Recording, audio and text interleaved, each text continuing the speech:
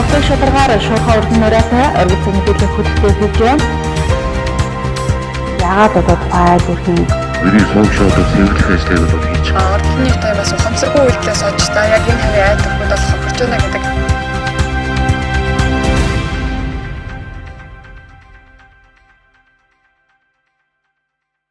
Үзэгчдээ бүхэнд орон амар амгалан айлтгая. Чухлыг шударгаар шуурхах хүргэн нураатай оргил цаг мэдээллийн хөтөлбөрийн 21 цагийн мэдээлэл эхлэхэд бэлэн боллоо. Өнөөдөр Орхон аймагт болсон мэдээлэлд анхаарал хандуулна болно.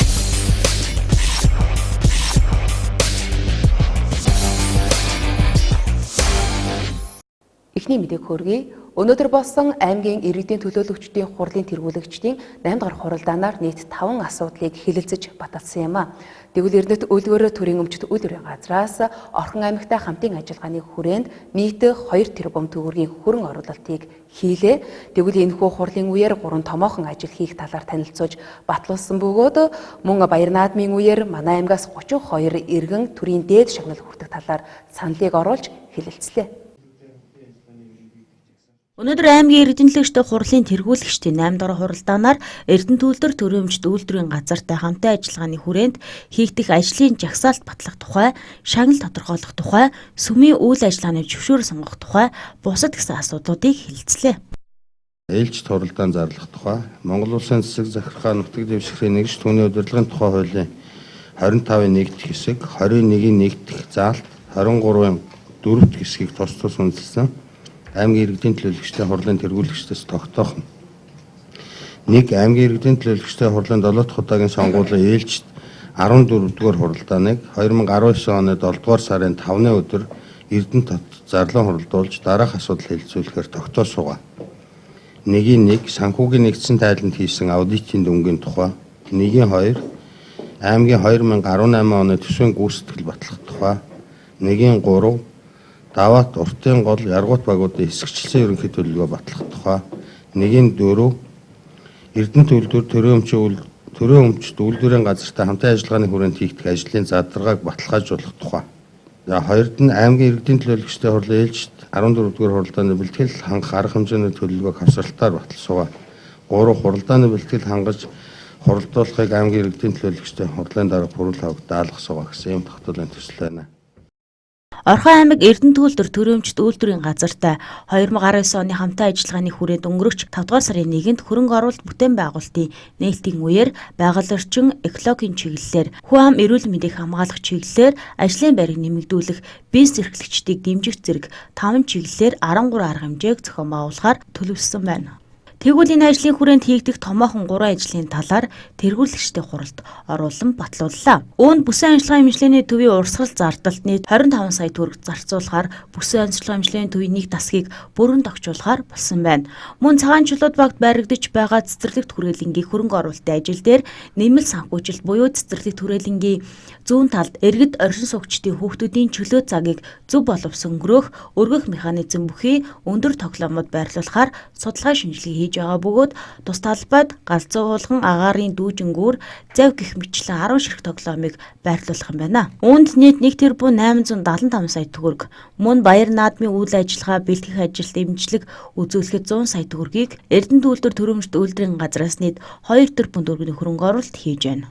За Орхон аймаг Эрдэнэт үйлдвэрээс хамтарсан ажлын хэсэг гарч 2019 онд Орхон аймаг Эрдэнэт үйлдвэрийн хамтын ажиллагааны хүрээнд эрхэм асуудлуудыг шийдвэрлэх талаар сар гарan ажилласан. За ингээд нийтдээ 5 бүлэг 13 заалт өгөх төлөвлөгөөг бол гаргаж 2019 оны 5 сарын 1-ний өдөр буюу хөрөнгө оруулалтын ажлын нээлтэн дээр баталсан байгаа. За ер нь бол одоо томоохон хөрөнгө оруулалтыг шаардсан ажлуудыг Эрдэнэт үйлдвэрийн удирдлагуудаа бас ярилцсны үр дүнд бол нийт одоо 2 тэрбум төгрөгийг зарцуулахаар болсон. За сая тэргүүлэгчтэй хурлаар бол 2 тэрбум төгрөгөө хэрхэн юунд зарцуулах талаар одоо бас төсвийн задрагаага оруулж бид нар батлуулж байна. Тэргүүлэгчнэр бол одоо Эрдэнэт үйлдвэрийн энэ одоо оруулж байгаа хөрөнгө оруулалтыг бол зөв зүйтэй зарцуулах, үр дүнтэй зарцуулах, хяналт тавь зарцуулах тал дээр бол тодорхой үүрэг чиглэлүүдийг засаг дарга түн тавгын газарт өгж байна. Тэгэхээр бид бол одоо Эрдэнэт үйлдвэрээс оруулж ирж байгаа 2 тэрбум төгрөгийн хөрөнгө оруулалтыг бол зөв зүйтэй зарцуулнаа гэдэг тодорхой одоо бас төлөвлөлтүүд нэг явуулаад ингээд дуусгана гэсэн юм төлөвлөгөөтэй. Дараагийн тэргүүлэгчтэй хуралдаанаар хилцсэн асуудал нь шагнал тодорхойлох тухай байлаа. Нийт 32 иргэний материал ирсэн бөгөөд Монгол Улсын гавьяат цолоор нэг Хөдөлмөрийн улаан төвийн одонгоор 3 хүн, алтан гац одонгоор 5 хүн хөдөлмөрийн хүндэт медалаар 23 медалаа эрүүлсэн. Тэргүүлэгчдийн зүгээс алтан гац одонгоор шагнах байсан нэг хүний шаардлага хангахгүй гэж үзээд хөдөлмөрийн хүндэт медалаар шагнахаар боллоо. За шагнал тодорхойлсон байгууллагууд бол аймгийн ахмадын хороо байна. За хотын захирагчийн алба байна. За мөн төрийн бус байгууллагууд байгаа. Бүсийн онцлогын эмчилгээний төв. За Эрдэнэ төлөвлөр. За оюут аршаант багийн иргэдийн нийтийн хурал гэсэн ийм байгууллагууд анхан шатны тодорхойлолтыг хийж холбогдох саналуудыг аваад ингээд аймгийн иргэдийн төлөөлөгчдийн хурлын тэргүүлэгчдийн хурлаар танилцуулж байна. Бид нар бас хожимын гигантуудын сүмийг бол урд нь орж ирэл буцаасан л та. Яг Монгол улсын үндэсний аюулгүй байдалч гэдэг юм уу, Орхон аймгийн иргэдийн аюулгүй байдалч гэж үзэх юм уу, хувь хүний мэдээллийн нууцлж гэж үзэх. Яг энэ гэр бүлийн түүх, цахим ууц гэдэг дээр бол тэргүүлэгчийн хувьд би бас эсрэг саналтай байгаад байна л да. Тэг яагаад гэж гэр бүлийн түүх нь бидний эсрэг үсрэлийн итгэлийн хүмүүсийн нэг чухал хэсэг гэдээ сая энэ албан бичиг бичсэн байна. Саяны энэ сүмийн нөхдүүдээс асуухаар бид нар тийм хөтөлтгөө гэдэг. Тэгээ энэ одоо заавал энэ хөтлөх ёстой юм бол энийг одоо хөтлүүлэхгүй гэсэн шийдвэр гаргах боломжтой байд юм болов. Энэ жишээлбэл одоо их л тайлбарлал мэдээлэл бичсэн л байна л да. Зөвхөн өөрийнхөө нууц нэрээр нэвтэрнэ, өөр хүн үзэхгүй, за бурхан болсон ч гэсэн бид нарт бол амьд байгаа юм шиг итгэл үнэмшилтэй байдаг энэ. Энийг ер нь тагнуулын газар албан ёсоор бичиг ирүүлэх зүгээр амаар болно гэсэн юм уу? Юу гэсэн юм? Яг тэр тодорхой. Дараагийн тэргүүлэгчдийн хуралдаанаар хилцсэн асуудал нь шагнал тодорхойлох тухай байлаа. Нийт 32 иргэний материал ирсэн бөгөөд Монгол Улсын гавьяат цолоор 1, хөдөлмөрийн улаан төвийн одонгоор 3 хүн, алтан гац одонгоор 5 хүн хөдөлмөрийн хүндэт медалаар 23 материалаа эрүүлсэн. Тэргүүлэгчдийн зүгээс алтан гац одонгоор шагнах байсан нэг хүний материал шаардлага хангахгүй гэж үзээд хөдөлмөрийн хүндэт медалаар шагнахаар боллоо. Дараагийн хилцсэн асуудал нь сүмийн үйл ажиллагааны зөвшөөрөл олох тухай байлаа. Энэхүү хилцэх асуудалд 2 сүмийн үйл ажиллагааг сунгах материал эрүүлсэн. Тэгвэл тэргүүлэгчид Тэнгэрлэг нэгүсэл католик шашны үйл ажиллагааг 1 жилээр сунгаад хожим үеийн гигантны сүм Эрдэнэ цуглааны үйл ажиллагааг сунгахаас татгалзлаа. Ийм асуудал оруулж ирэхгүй заяа дараа нь. Тэр тагнуулаас амаар ярьдаг ч юм биш. Тагнуулаас бичгийн тэгээд энэ газраас энийг Монгол улсын хууль тогтоомжийн дагуу бид нэр хөтлөхгүй гэсэн бичгээ. Энд чинь одоо тэгчээд чи энэ дээр оруулж ирсэн бичиг нь болохоор би энийг хараачихгүй. Тэгээд энэ нь болохоор бид нэр ийм үндэстэй энийг хөтлөхгүй байгаамаа гэсэн бичиг ачаад тагнуул амаар хэлсээ явуулна. Тэгээд энэ асуудлыг хойшлуул. Тэгээд тэр асуудлаа бүрдүүлж орж ирж үйл ажиллагаа бол явахгүй шүү. Албан ёсоор энэ дээр бид нар үйл ажиллагааг сонгодог ингэдэг юм байхаас биш бид нар шашны байгууллагын үйл ажиллагааг шүүхээс бус дэлбэрээр бид нар зогсоохч ирэхгүй юм билээ. Тэр их тийм сонин заалттай. Тэгэхээр бид нар бол сонгохгүй. Бидний энэ тавьсан шаардлага тэр шүү дээ. Та нар Монгол улсын үндэсний аюулгүй байдал ч юм уу ийм хэмжээнд яахаараа ургийн мод хөтэлдэг юм бэ? Энийг бол гэд наад програма устгах гэд ингээ явуулангууд буцаагаад ийм бичиг өччихэд тэгээд тагнуулаас амаар ярьж байна. Энэ асуудлыг хойшлуулъя. Ийм санал байна юу гэж бодож ин тэргүүлэгч. За саяын юуны сүмийнхаа асуудлыг бол нэгэнт үйл ажиллагаа хэвээ явж байгаа хугацаа сонгох асуудал учраас би та бүхэндээ тогтоолын төсөл танилцуулъя.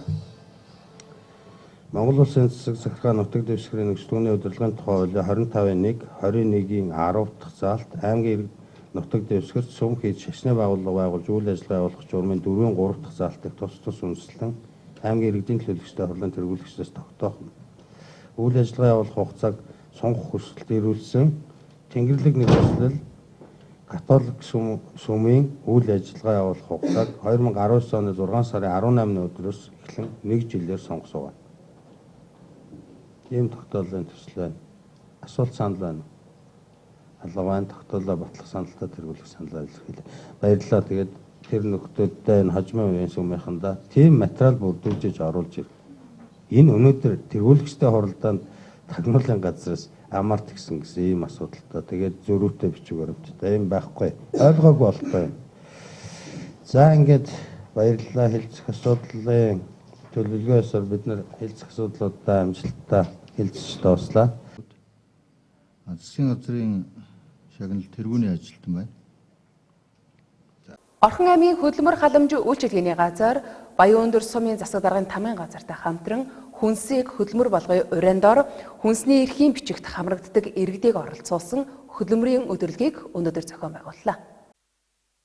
Хүнсийг хөдөлмөр болгоё урандор зохион байгуулагдаж байгаа хөдөлмөрийн өдөрлөгт их залуу, яргууд, даваад шанд багуудын хүнсний эрхийн бичигт хамрагддаг өрхүүдийн төлөөлөл оролцож байна.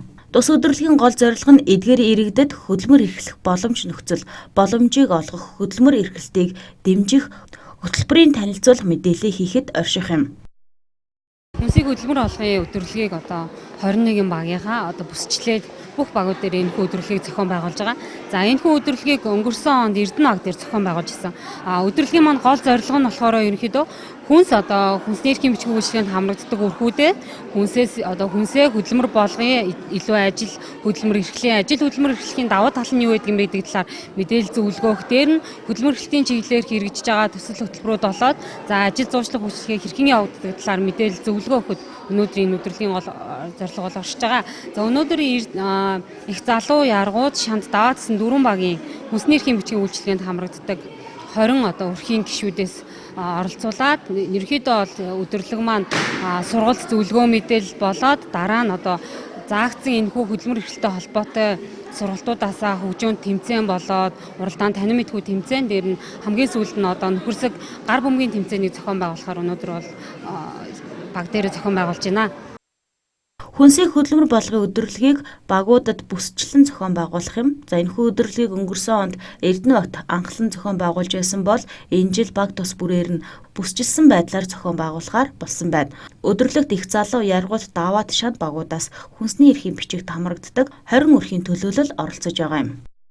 Манайх болохоор анх 2017 онд хүнсний эрхийн бичгийн үйлчлэгийг 114 иргэн хүнсний эрхийн үйлчлэгээ авч ирсэн. Тэрнээсээ нөгөө хөдөлмөр эрхлэлтийг дэмжих сангаас зээл аваад хуурай хөдөлмөр эрхлээд бас боломжтой болоод хүнс авахаа болсон өрх байгаад байгаа. Одоогийн байдлаар бол яг 79 өрх хүнсний эрхийн бичгийн үйлчлэгээнд яг шаардлага хангасныхаа дагуу хамрагдаж байгаа. Манайх болохоор 2018 онд бол хамгийн их хүнсний эрхийн бичиг авдаг Эрдэнэ багаас эхэлсэн хүнсийг хөдөлмөр болгоё гэд тэнд болохоор Эрдэнэ баг болохоор 80 хүн хамруулсан дангаараа тэгээд бүх халамжийн үйлчлэгээ хөдөлмөр эрхлэлтийг дэмжих сангаас зээл ямар зээл авдгийг, ямар үйлчлэгээ авдгийг гэх бүх танилцуулга явсан.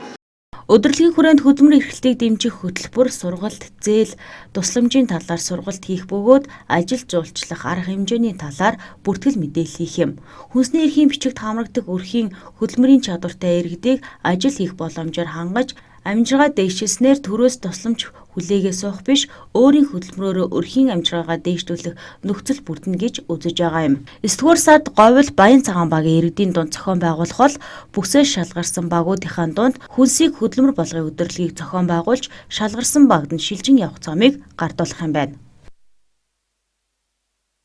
Эргэн төвтэй төрийн үйлчилгээний чанар хүртээмжийг сайжруулах зорилтын хүрээнд хэл ярианы бэрхшээлтэй иргэдэд төрийн үйлчилгээг хүндрэл бэрхшээлгүй олгох боломжийг бүрдүүлж дохионы хэлний сургалтыг орон нутагт зохион байгуулж байна. Тус сургалт манай аймагт 3 хоногийн туршид үргэлжилнэ. Дохионы хэлний сургалтанд төрийн 17 байгууллагын 30 гаруй албан хаагч оролцлоо. Дохионы хэлний агсын түвшний сургалтыг орон нутагт 3 дахь жилдээ зохион байгуулж байгаа юм. Хөдөлмөр нийгмийн хамгааллын яамны дэргэд хөгжлийн бэрхшээлтэй хүмүүсийн ерхий газар гэж байгуулсан тус газраас орон нутагт ээлжид сургалтыг зохион байгуулж байна. Сургалтын гол зорилго нь хэл ярианы бэрхшээлтэй иргэдийг төрийн үйлчлэгийг авахд учирдаг саад бэрхшээлийг арилгах, нийгэмд харилцааг бэхжүүлэх зорилготой юм. Сайн байцгаана уу? Юуны өмнө тавтанд өдрийн төргийг Орхон аймгийн төрийн байгууллагын албан хаагчдад бид дохионы хэлний агсан шатны сургалтыг энэ удаа явагдаж байна. Дохионы хэл маань цонсломшилтэй иргэдийн харилцааны нэг хэлбэр байдгийг. За ялангуяа энэ аймгийн цонсломшилтэй иргэдтэй бид ойртож нийгэмд бас харилцааг бэхжүүлэх үүднээс энэ дохионы хэлний сургалтыг бас амжилттай ингээд явуулж байна. За энэ сурснараа сонсголын бэрхшээлтэй иргэд ялангуяа иргэд маань өөрийн төрийн үйлчлэгийг авах эргэн төвтэй үйлчлэгийг бий болгох үүднээс энэ сургалтыг бид зохион байгуулж байгаа. Өчигдөр бол 2 сонсголын бэрхшээлтэй иргэд ирж бид яг амьд харилцаа үүсгэж тэдний бас санаа оноог сонсож тэдний бас нийгэмд ойртуулах Үйлчлэгийг бас ингээд сайжруулах, үйлчлэгийг бас хүртээмжтэй авах үүднээс энэ дохионы сургалтыг явуулж байгаа иргэд бас маш талархууштай байлаа. Эргэн төвдөө төрийн үйлчлэгээний жилийн хүрээнд хил ярианы бэрхшээлтэй иргэдийг төрийн үйлчлэгээ хүртээхэд тулгардаг асуудлыг шийдвэрлэхэд төрийн албан байгууллага тус бүрт дохионы хилний мэдлэгтэй ажилтан байх нь эдгээр иргэдийн тухайд харилцааны бэрхшээл тулгархад асуудлыг шийднэ гэж үзэж байгаа юм. Манай аймгийн тухайд хил ярианы бэрхшээлтэй 100 гаруй иргэн байдаг бөгөөд энэ төрлийн бэрхшээлтэй 80 гаруй хүүхэд байдаг юм байна. Эдгээр байгууллагууд маань болохоор төрийн иргэдэд үйлчлдэг төрийн үйлчлдэг байгууллагууд байгаа. Одоо иргэний улсын бүртгэлийн эхлэлтээс нийгмийн даатгал, эрүүл мэнд, бүсийн онцлогын эмчилгээний төв, банк гэх мэтчлэн иргэдэд үйлчлэгээ үзүүлдэг байгууллага байгаа. Анхан шатны сургалт өмнө нь бол анхан болон дунд шатны сургалтуудыг зохион байгуулсан. Яг эдгээр мэргэжлүүдээ албан хаагчдаа одоо тухайн байгууллагадаа иргэдэд үйлчлэгээ сонсгол хилийн ярианы бэрхшээлтэй иргэдэд үйлчлэгээ үзүүлэх зорилгоор эдгээр иргэдийг бэлтгэж байгаа. Энэ удаагийн сургалтыг бид нар хөгжлийн бэрхшээлтэй хүний хөгжлийн ерөнхий газрын дэргэдэх сэргээн засаг сургалт үйлдвэрлэлийн төвтэй хамтран зохион байгуулж байгаа. Сэргээн засаг сургалт үйлдвэрлэлийн төвөөс маань одоо 20 гаруй жил дохионы хиллээр бэлтгэгдсэн энэ багш маань одоо бид нарт сургалтыг орж байна. За энэ төрийн байгууллагууд болон бус аж ахуйн байгууллагуудаар хөгжлийн бэрхшээлтэй хүмүүс хөгжлүүлдэг. Тэр болгонд бас хөгжлийн бэрхшээлтэй хүмүүс хөгжлүүлэх шаардлагагүй. Тэгэд одоо энэ хөгжлийн бэрхшээлтэй иргэдийн эрх зүйн байдал болон эрхэн зөрчигдөж байгаа. Энэ учраас одоо төрийн байгууллагууд болон төрийн бус байгууллагад дохионы хэлний сургалт орсноор эдгээр хүмүүс эрхийг хамгаалах харилцаатай байхад оршиж байгаа. Энэ сургалт нь одоо 3 жилээр сурж байгаа. Тэгээ одоо бас ер нь өөр төрлийн бус байгууллагад бас дахиж өөр ажил нэгжүүд ч юм уу энэ дохионы хэлний сургалтыг бас ажил орчуулдаг үр дүнтэй юм байна гэж бодож байна. Тухайн үед бол ер нь цагдаан байгууллагаар хил ярианы бэрхшээлтэй, сонслын бэрхшээлтэй хүмүүс ирж үйлчлүүлэлт бол одоо тусгай багш урьж авчирч энэ асуудлыг шийдвэрлэдэг байсан. Одоо энэ асуудлыг бол одоо заримдаа хүндрэлтэй бэрхшээл тохиолдол одоо тэр багш нар байхгүй тохиолдлууд бол өөрсдөө бас өөр газраас бас багш нар урьж авчрах ийм асуудлууд байгаа. Энэ дэр болохоор одоо өөрсдөө дохионы хэл сурснараа нөгөө хүмүүстэйгээ ойлголцох, эхний ээлжинд ойлголцох тийм асуудал сурсан байгаа юм аа. Нийгмийн даатгалын байгууллагаар бол сонслын бэрхшээлтэй иргэд бол үйлчлүүлдэг байгаа. Тэгэхээр нийгмийн даатгалын байгууллагын ажилтнууд бол энэ сонслын бэрхшээлтэй иргэдийн дохионы хэлийг бол зайлшгүй сурах бол шаардлага. За энэ шаардлагын үүднээс бид нэр энэ сургалтанд 2 дахь жилдээ сурж байна. За энэ байдлаараа бас одоо дохионы хэлийг бас сайн эзэмснээр манай ажилтнууд тэр хэлний сонсголын бэрхшээлтэй иргэдэд бас бид нэр тусцаа үзүүлэх мөн нөгөө төгөр бас хэлийг нь мэдгүй байгаагаар энэ иргэдэд хуулиар одоо олгогдсон эрхийг хамгаалахд бол энэ маш чухал юм сургалт болж байна. Хөгжлийн бэрхшээлтэй иргэдийн эрхийг хамгаалах тухай хуулийн 12-1-т дохионы хил бол сонсголгүй хүний их хэл гэж заасан байдаг. Сонсголгүй хүмүүс нь өөрийн гэсэн хэлтэй бөгөөд сонсдог хүнээс огт ялгархгүй оюун ухаан, сэтгэхүй, бие бэлдар, зан суртахуй нийгэмшлийн бүх чадварыг эзэмших боломжтой байдаг байна.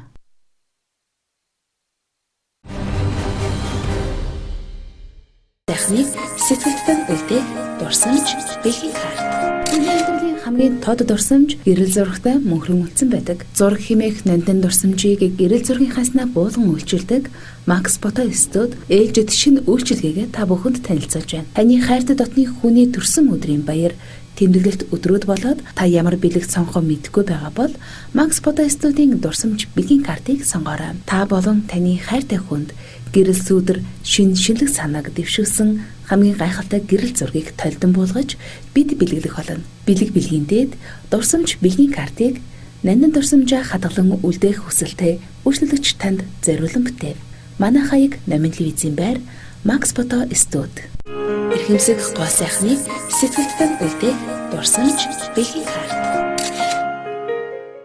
Чухлыг шударгаалшрах хүргэн нурайтай оргил цаг мэдээллийн хөтөлбөрийн 21 цагийн мэдээ энэ хүрээд өндөрлөж байна. Мэдээллийн хөтөлбөрт анхаарлаа хандуулсан үзэгч та бүхэнд баярлалаа. Мэдээллийн хөтөлбөрийн төгсгөлд ус цагуур орчин шинжилгээний газраас ирүүлсэн хоногийн цаг агаарын мэдээг хүргэж байна. Баяртай үзэгчдээ.